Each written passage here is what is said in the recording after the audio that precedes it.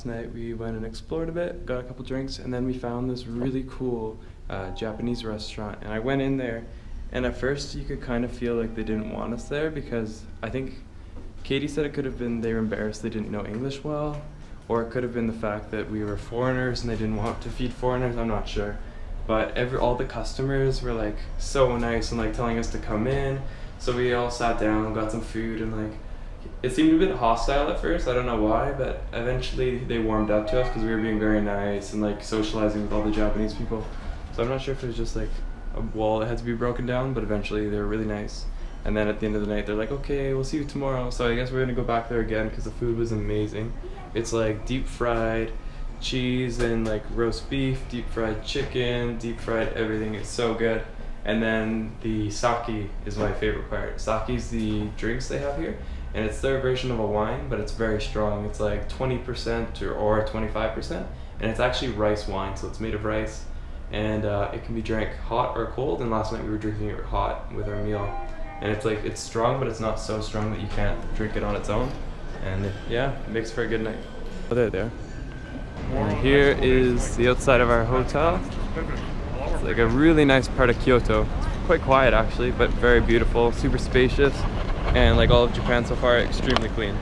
Because today it's supposed to be what, 30 degrees? That's our hotel there. And across the street from it is the Kyoto Tower, which looks pretty tall. Not crazy tall though.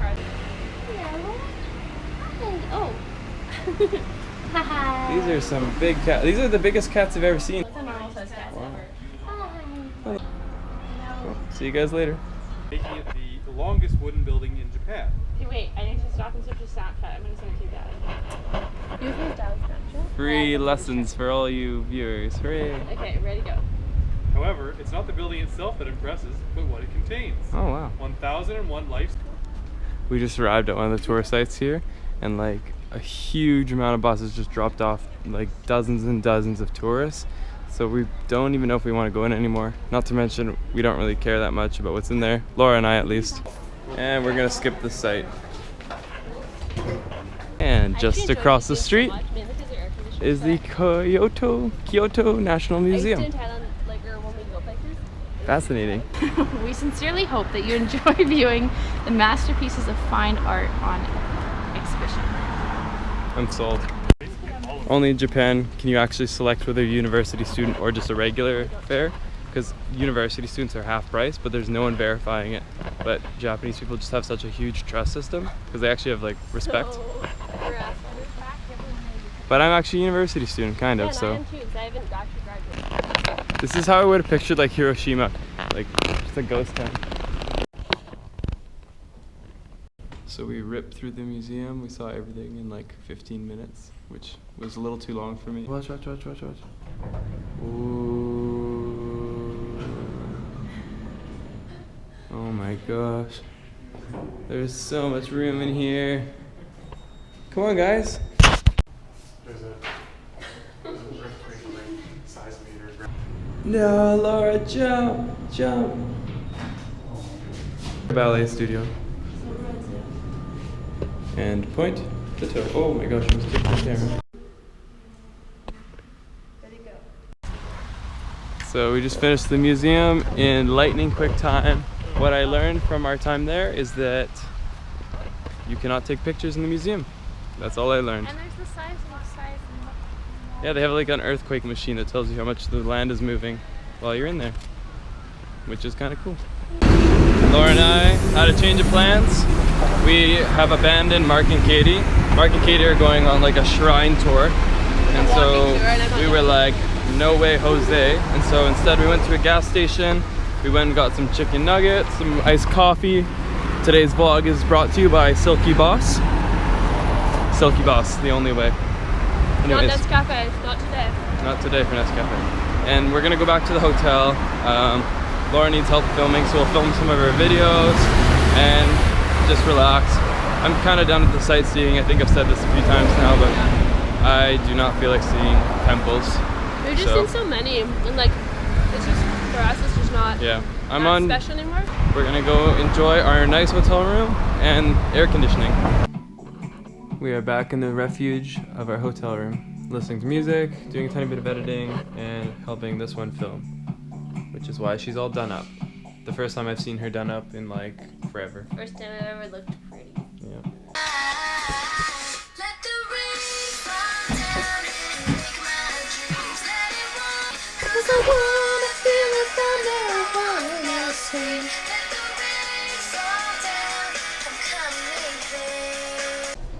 Our elevator has a chair. Laura was about to vlog, but I beat her I was about to vlog. Look, I'm sitting in an elevator, but I'm also sitting in a chair. Hello, come on in awkwardly. This is my girlfriend. We've got 3 more floors to go. Mind if I grab a seat? Yes, dear. Oh my gosh, I need that. He's got like a scooter built into his luggage. Can you imagine backpackers did that? We could move ground so quick. Oh my gosh. That kid just invented That's something. actually amazing now. Like, I'm not even joking. They should. My backpack needs that. I'm gonna invent it. In Japanese culture, to show respect, you do a bow. And like sometimes they'll do a little bow, sometimes they'll do a really deep bow, like full fold, like 90-degree angle. But what's interesting is that you'll reciprocate, so you'll bow back to them.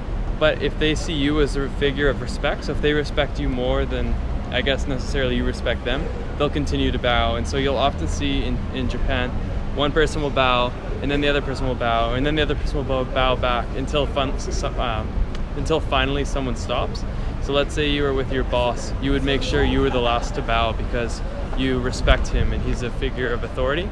And so we were walking past, I guess like one of the concierge people in the hallway, and they literally like full bend at the hips, like complete bow, and he just waited for us to pass, like full fold. Like it's really, really nice. Like it's a bit awkward because you don't want them to do that to you. Like you don't feel that need for respect. Yeah. I like feel bad. Yeah, I feel bad too, because like I don't need that kind of respect. Like I respect them more. Like, a simple nod is enough for me. Not even a nod, just a hello is nice. And so it's very interesting when you've, especially when we've been backpacking in places where we've been not respected at all, in fact been utterly disrespected, and then you come here where Japan has so much respect for everyone, really. It's crazy. But it's been really cool to see some of their culture. They're very different than a lot of the world, but I think they have a lot of things that they do better than anywhere else in the world. The place here is so clean, everyone's so kind, like very disciplined population. You can tell that a lot of people take pride in everything they do, whether it be, you know, working at the front desk of a hotel, working in 7-Eleven, or manufacturing for, you know, Lexus or Mazda. Whatever they're doing, everyone's doing it really well because they take pride, and I think that makes the world of a difference. Really like Japan. Very happy to be here. Also, I forgot to mention this. One of the things I love about Japan, you can drink the tap water, which is a first in all of Asia that we've seen. We've been like learned to like be so scared of the water. Every time, anytime we needed water in anywhere in Southeast Asia, we'd have to buy it from, you know, a grocery store or a corner store. But now we can just drink it out of a tap, and it's so nice. Reminds me of home. The mass crosswalk. They stop all traffic so that pedestrians can walk in all directions. Oh God, watch out, running into the middle. It's like the thing where you walk as fast as you can. Take someone out. And we've returned to the Golden Gates with welcoming arms. Ronald McDonald's returns us. I'm Lorraine, and I have a series. It's crazy. You come into Japanese malls and there's just like sensory overload. There's signs, there's advertisements, there's numbers everywhere. Like they'll cram one sign with like 50 sponsors. Like look at that. We're on TV. They have a demo that just demonstrates the stabilization. Look, they have the camera shaking, and this is what it looks like compared to non-stabilized. Interesting. It burns. It burns.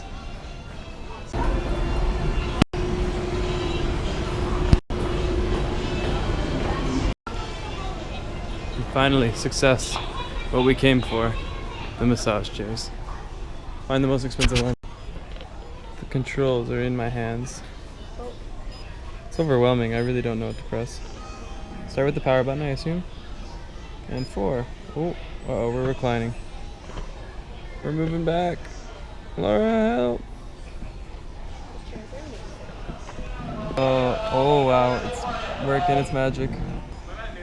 There's like an awkward piece in my bum right now. I just upgraded to the most expensive unit here. It's $5,500 US. But it feels good. So you have to try this. Stand on this thing. Oh my gosh. That is awful. I want out of this machine. You have to try this one. It's weird. Ow. Exercises? I just fell.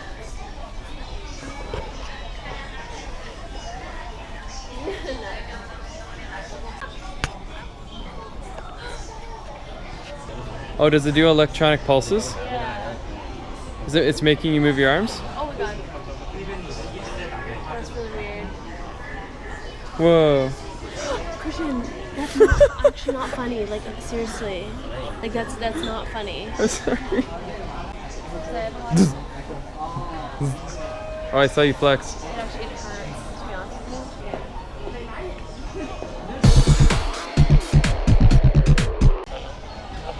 Oh my gosh. Look, Laura, they advertise that you're going to lose all this fat. Only in Japan.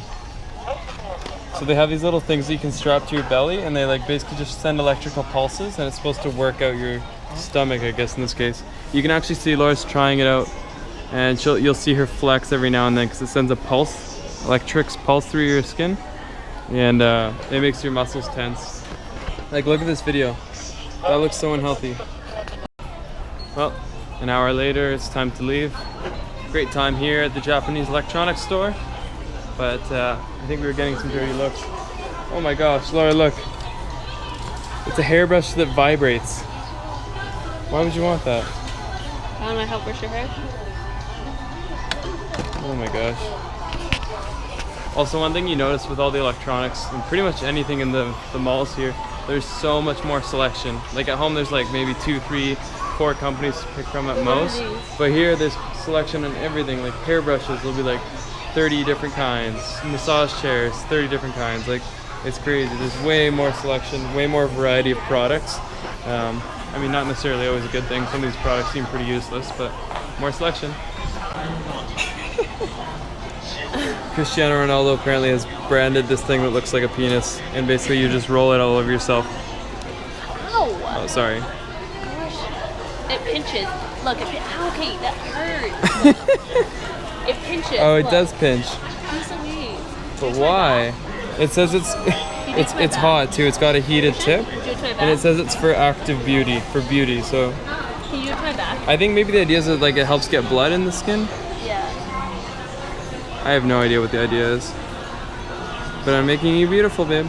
Does that hurt? No. Everywhere in Japan too, all the restaurants will have their food all laid out in plastic form. It's kind of a cool way of showing their food, especially for foreigners, because like I don't often know what I'm ordering, but at least I can see it ahead of time. But it doesn't look very appetizing because everything's made out of plastic and kind of looks a bit cheap, but that's how they do it. And this is Kyoto. Should we go? It is getting a bit dark. I think it's probably about 6 p.m. by now. It's almost 7. Sun's almost 7. Sun's getting ready to set, Where do you and wanna get tonight we're drinks? gonna hit the Where do you want to get club. drinks? Here? Clubs are allowed to stay open late, but what isn't allowed to happen is dancing. So anywhere that has dancing has to close by 1 p.m. I don't know if it's Kyoto or all of Japan, but that's at least for Kyoto. Gonna grab some drinks from the Family Mart, which is like a 7-Eleven.